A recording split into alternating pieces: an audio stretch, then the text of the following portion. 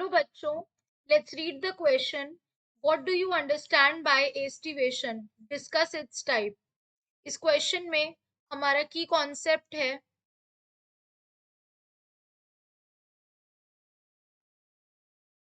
Aestivation.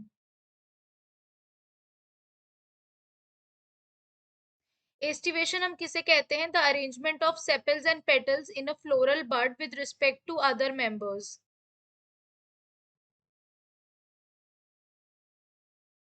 Arrangement of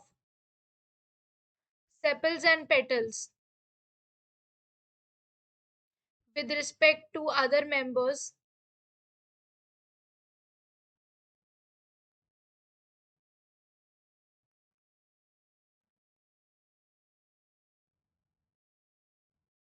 of the world.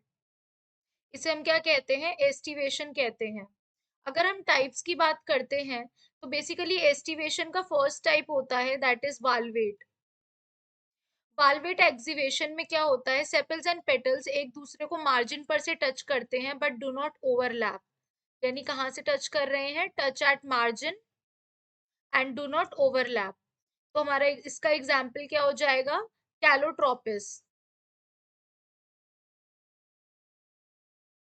Next अगर हम बात करते हैं हमारा सेकंड एस्टिवेशन की, that is the imbricate.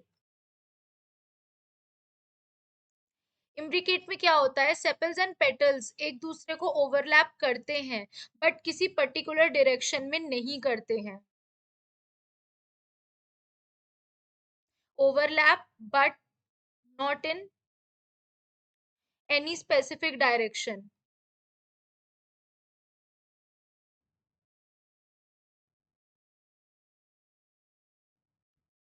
Example की अगर हम बात करते हैं तो इसका एग्जाम्पल होता है केशिया.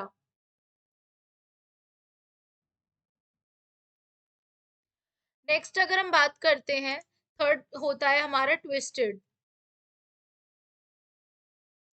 ट्विस्टेड में sepals and petals overlap each other in specific direction. एक पर्टिकुलर डायरेक्शन होता है. इन पर्टिकुलर और इन वन डायरेक्शन. सिर्फ एक डायरेक्शन में होगा. एग्जाम्पल की बात करते हैं तो एग्जाम्पल इज कॉटन. नेक्स्ट आता है हमारा वेक्सिलरी एस्टिवेशन. वेक्सिलरी एस्टिवेशन में क्या होता है? इसे हम पैपिलियोनेशियस एस्टिवेशन भी कहते हैं. इसमें क्या होता है? टोटल 5 पेटल्स होती हैं. जो लार्जेस्ट पेटल होती है वो ओवरलैप करती है. ओवरलैप करती है टू लेटरल पेटल्स को, और वो two lateral petals in turn दो स्मॉल एंटीरियर पेटल्स को, टू एंटीरियर पेटल्स को ओवरलैप करती हैं, जो कि सबसे स्मॉलेस्ट है. ये कील की तरह फॉर्मेशन कर लेते हैं. एग्जाम्पल है पी. नेक्स्ट लास्ट है हमारा क्विनेंशियल. क्विनकंशियल एस्टिवेशन. इसमें क्या होता है? बेसिकली इसके अंदर एक जो वर्ल होता है वो स्पाइरली अरेंज्ड होता है.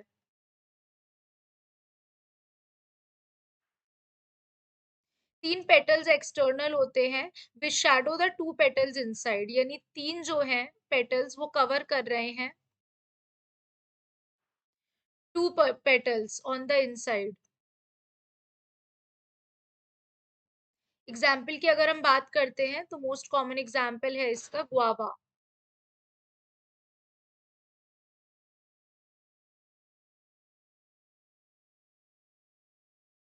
एग्जाम्पल है हमारा guava. So these are some of the different types of the estivation and estivation. Hope you guys understand. Thank you.